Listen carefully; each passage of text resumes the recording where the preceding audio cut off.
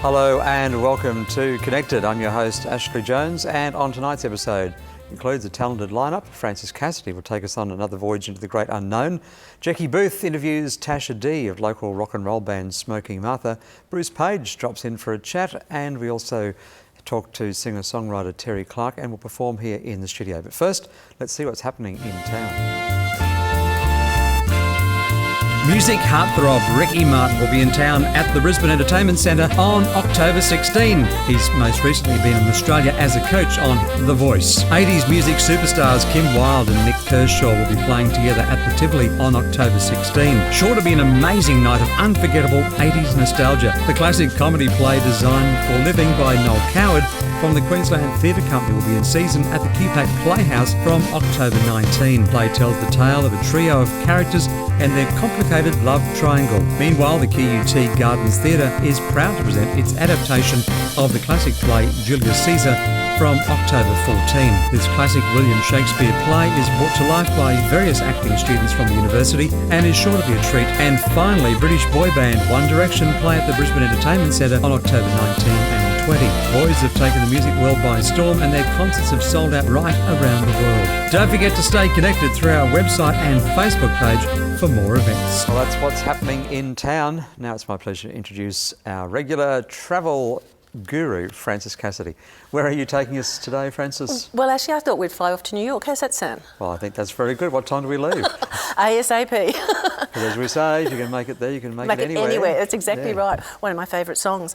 But there's just so much to see and do. And I mean, when you talk about the States, and people automatically tend to think about the East Coast and New York. It takes a while to get there, but when you're there, it's a great place to be.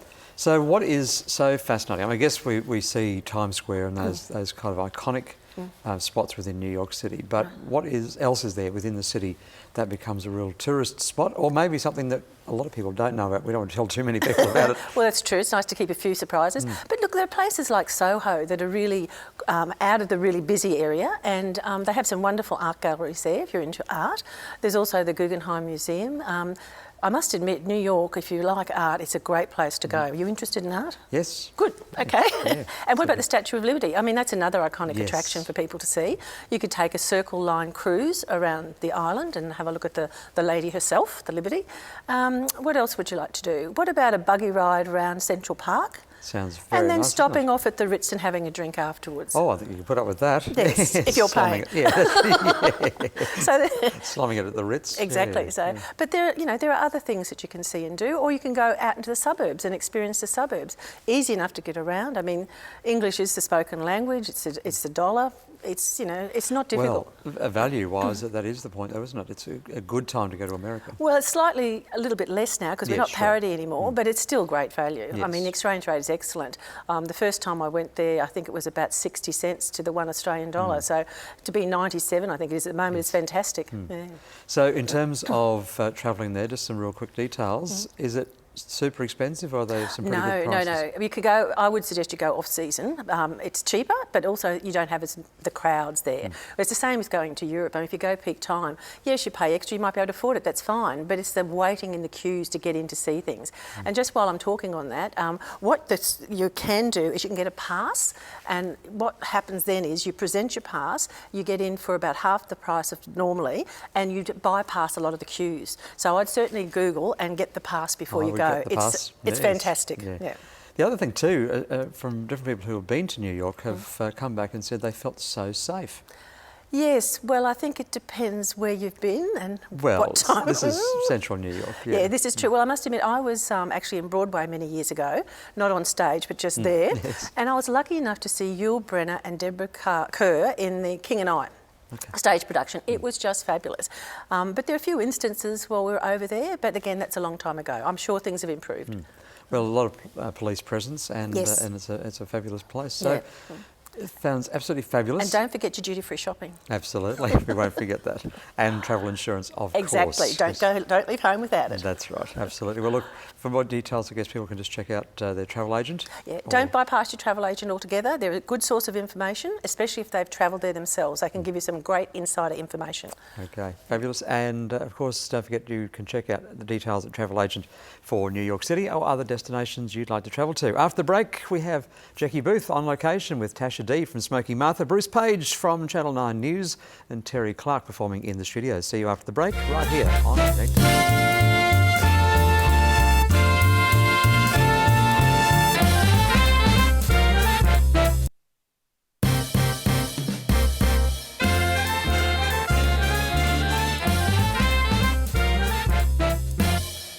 Welcome back to Connected. If you've just joined us, we have Bruce Page coming up with an exclusive interview.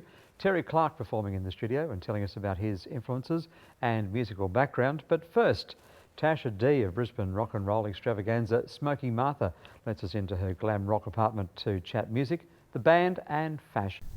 Hey Connected viewers, I'm Jackie here with Tasha D from Smoky Martha, here to talk all things musical and fashionable. But of course you can't be too cheesy, so I thought I'd put a little leather jacket back with it. So last time we caught up with you in Smoking Martha, you guys were about to record your new EP. Did you want to fill us in on all the gory details? Yeah, so we should be due to release the EP by the end of the year.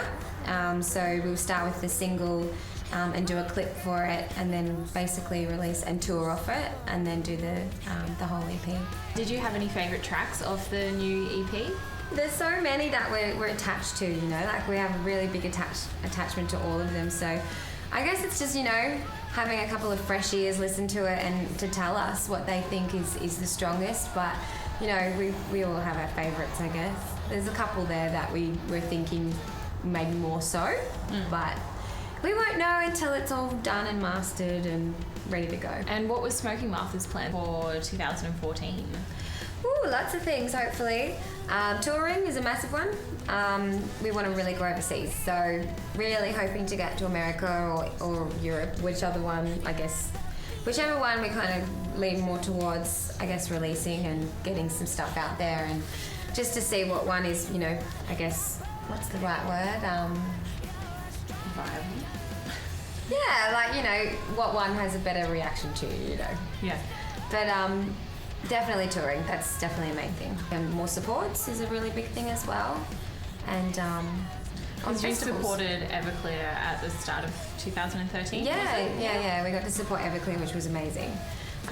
Really cool band, awesome guys. I remember, like, when I was really young, crying to, like, Strawberry when I was, you know, broken by some guys, you know. Was that the cover that you've got up on YouTube? That was great. Yeah, we did a cover because it's one of my favourite Everclear songs, and we thought it would help us out just to push it along. And it was seriously done here, like right here in this lounge. Oh, really? Yeah, so and great. we just had it was just done with a GoPro. And it was just sitting there, we just had it there, and we're like, okay, and record. Did you have any singing background before you started performing with Smoking Martha? Well, the whole thing was I started singing from Mick telling me that I should be doing something else because I was just getting a bit involved with work. It was all becoming stressful, and it was my outlet. And I started singing properly and really trying to make it, you know, thinking, okay, well, I'm going to be serious about this and start singing again. And so I started just writing some music with Mick and singing and doing some karaoke, which was interesting. And I actually entered a karaoke competition and won, like, heaps of money, probably more money than I get paid for doing gigs. But it was really cool, and from that, like, it just made me a bit more confident singing and getting out there. But yeah, I sang a little bit in school, like when I was really young, but then I had a band and stuff that I just did for like maybe a couple of months. You know how school is. You're like, oh, I want to play guitar. And so I picked up a guitar and played probably guitar for about a year and then just decided it was all too much and I was too busy coming through to year 12 and trying to, you know, pass and everything. So I just put it down and went into fashion and basically started in a career in fashion and you know, studied and did all the hard yards of sewing and, you know, designing and everything, and then went through into an agency where I now previously work at the moment. So what are some of your fashion influences? I guess when I pick outfits for stage, I do go a lot on trends because I see them all the time. Like in my job, I see trends on the catwalks, I see what's happening in the blogs and in the fashion world. And I don't follow trends as so much, but I see something and I'll be like, oh my God, I need to have a Japanese kimono. Like, you know, like it'll just be, I'll see something that'll just go click in my head and I'll go, I need that. And so I'll go try and like, I'll go everywhere to op shops and vintage shops and I'll just be like, I need that. and then I'll find it and I'll be like, yeah, I just found the most amazing thing in my life. So yeah, it's kind of, I guess I'm always going to be in the fashion world because that's my job, but the ideas come from that, but then I try to make them my own. Wow, I can't wait to catch the next live show. Can't wait to see you there. To keep up to date with Smoking Martha's gigs, check them out on Facebook and don't forget to stay connected. Well, it's a real delight to introduce into the studio a man who probably really needs no introduction to many of our viewers. He is Mr. Bruce Page. Welcome, Bruce. Thank you very much. And I guess away from the news set, this is a kind of a bit of a foreign territory to get you into the couch and have a chat. I love this concept of training people for our industry hands-on. I just think it's wonderful. Yeah, it is exciting times to see, and I guess that's really where you started out too, back in '66 at 4MB. Oh, sorry, I said that too loudly, didn't I? So how did you get into radio? Look, I finished senior. I thought, I'll get an apprenticeship. It was in that wonderful time that nobody seems to remember, when there was overfull employment. There were apprenticeships going everywhere. You could, if you got a good enough, what was it then? TE score, OP? Or, yeah, I think it was TE, yeah. TE, was it? Yeah. If you got a good enough score, you could get a teaching fellowship, a teaching scholarship, which my sister did, or you could get into the bank or something like that. And I was wandering around, and a chap was visiting Dad, and he said to me, "What are you going to do?" I said, "Oh, bugger if I know." Sorry. I said, "I really don't know." And he said, "You like music, don't you?" I said, "Oh, yes." He said, "Go and talk to this fellow, Wilf Robertson." Now, Wilf Robertson was the boss of the local radio station in Maryborough, 4MB, which was one of the very earliest radio stations in Queensland, so there's a bit of history about it. And Wilf employed me as a trainee technician announcer, and when I managed to blow up the control panel, which had valves in it in those days, they dropped the technician part of it. I just became an announcer. They saw that wasn't a real skill set for you. That I think they anticipated I wasn't all that interested in soldering things and so on. But it was a great training ground. I mean, back in the day, before everything became digital as it is today, all your ads, all your Beck's ads, and we don't do Beck's ads anymore. No. They were on little 45s. Yes. And we had 3 turntables. There was one there, and one behind. And your fader was there for, and Q button was there for this one, and the one at the back was round the side here like this. So it resembled very much what it must have looked like when it first started. There hadn't been a lot of money spent on capital improvement. And these little 45s in the breakfast show, you were busy, because it was all the Beatles stuff, and they were only about 2 minutes, minute 45 for the record. So you were a one-arm paper hanger trying to find initially where because there would be about 6 or 7 or sometimes up to 10 tracks on these little 45s. So you'd get A1 and let it go, and then you'd queuing another one here, and then you had this record. The worst night ever. I was doing a fair bit of sailing in those days, and sailing was on Sunday, so the only way I could get the day off was to do the breakfast show. And that was a lot of transcriptions in those days, and I had it down to a fine art. I'd put the transcription on and put my head down on where try to catch some Z's before I had to get on them. And one day I queued this very big thing, like about that, queued it up, let it go, and queued it up again, let it go. I did that right. So I looked at it, and fortunately my eyes caught inside start. I'd never seen anything like this. Oh, okay, yes. So I put it on the inside and it went, and then everything went well. 4MB, I did about 2.5 years there. Wilf Robertson was of the old school and was blessed with a basso profundo voice, and it wasn't quite as large as this, but he'd say, "Talk to the clock, boy."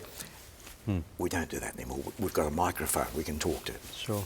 And I went from there to the local telly station. Yep. Well, we're going to talk about television in just a moment. Straight up after this break, we'll have more with Bruce Page.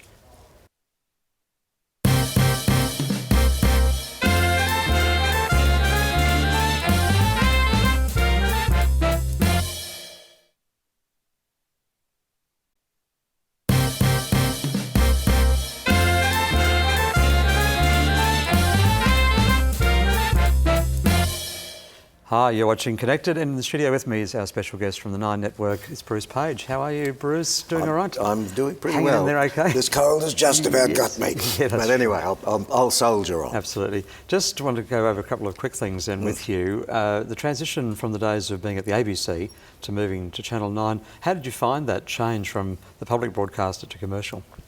The ABC made, in my humble opinion, a bad mistake of not moving to digital recorders, tape machines, a lot sooner than they did.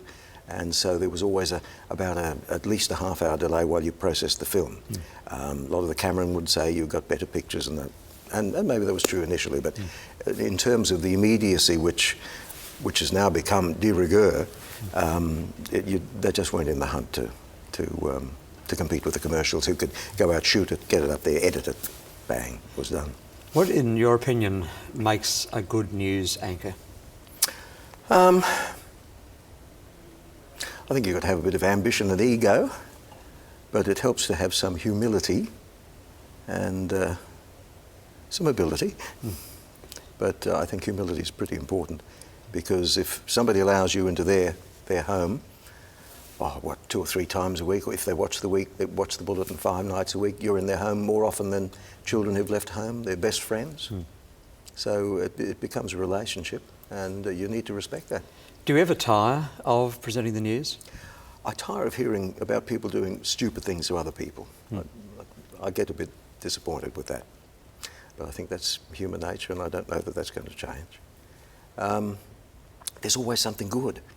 I mean, you will get these stories of armed robberies and ram raids and so on, but then there'll be a little gem that pops up of something that's quite remarkable, some development that's happened, or some young person who's done something remarkable, or some old person who's done something remarkable, and I look at that as leavening of the load, leavening of the loaf.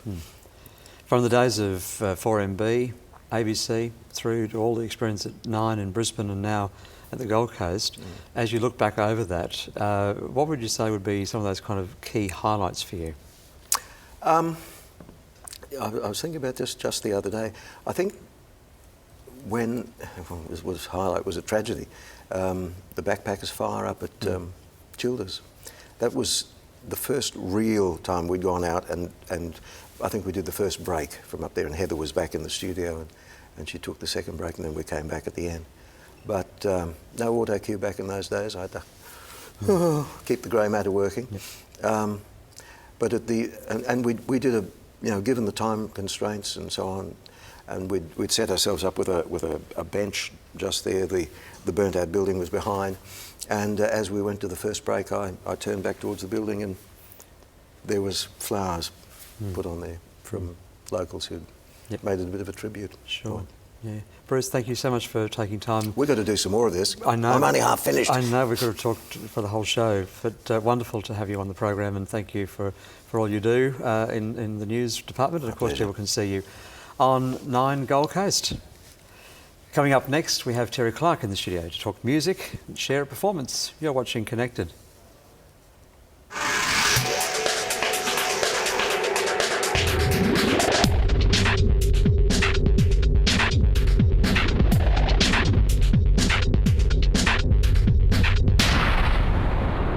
Pleasure to introduce Terry Clark, who's a singer, songwriter and acoustic guitarist. Terry, welcome to the show. Thank you very much for having me, sir. It's great to have you here. And album just out, must be a very exciting time for you. Extremely. Off the back of the EP, which was very well received. The album is going great guns, and I'm looking very much forward to see how that pans out for us. Yeah, sure.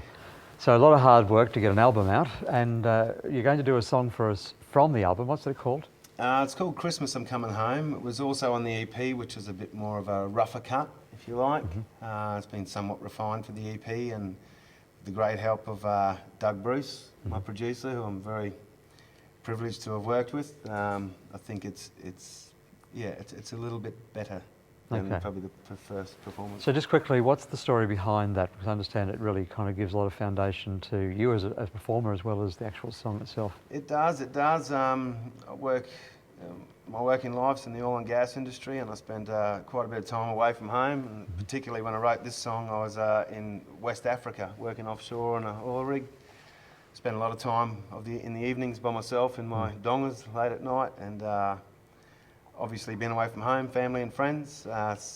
The majority of the inspiration for this song come from, from that. Okay, fantastic. Well, I'll get out of the way and let you get on to performing that wonderful song for us. Thank and you, all the sir. very best with the album. Thanks very much Terry. for having us. Thank you.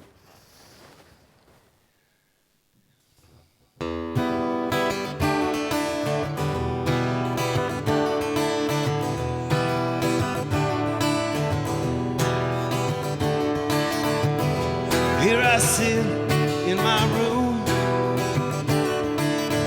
I'm lonely and thinking of you. 42 long days at sea,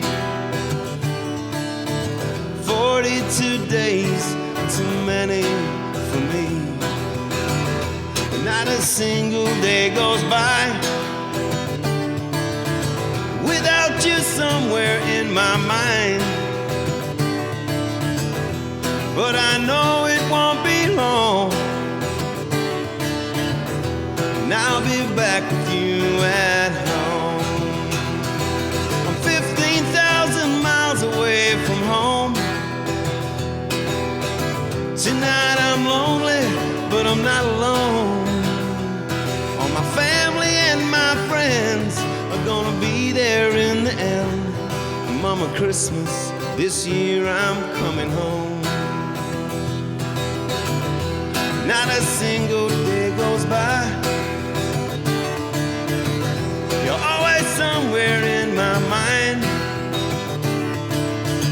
The final days on deck are near,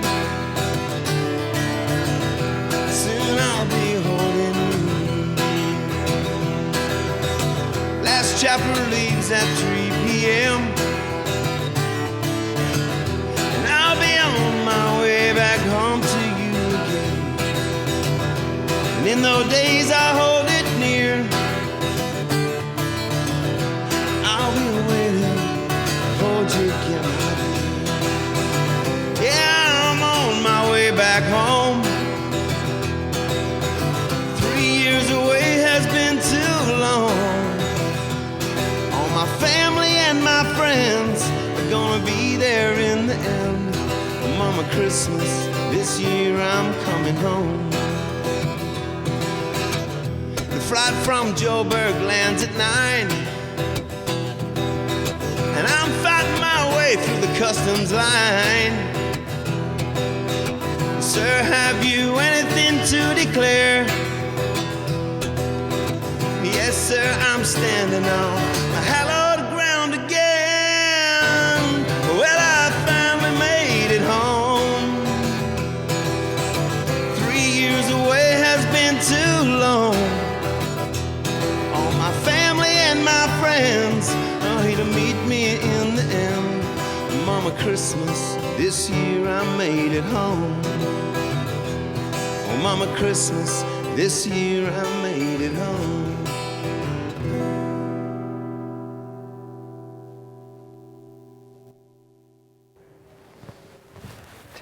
So much, fantastic song, and we wish you all the very best for the album. Thank you very much, sir. And we are out of time. Thank you very much for being with us on the program again. My thanks to Tasha D, also over to Francis Cassidy for New York, New York, and also Bruce Page, of course, coming in from the 9 Network. And thank you for joining us. Don't forget you can stay connected on connectedtv.com.au. Join us there, and we look forward to your company again at the same time next week. Until then, stay connected.